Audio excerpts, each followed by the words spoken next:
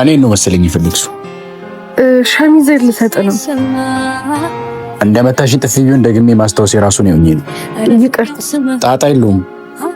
ደግሞ እዚህ ሰፈር እንዳሉኝ ሻውቂያለሁ። ነይ ልሸኝሽ። ወዴት?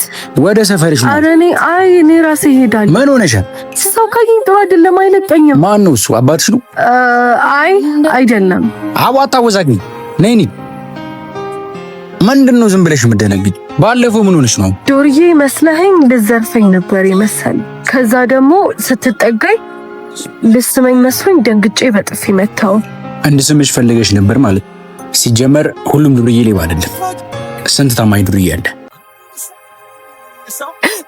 እሱ ነው። ማን ነው? የድሮ ፍቅረኛዬ።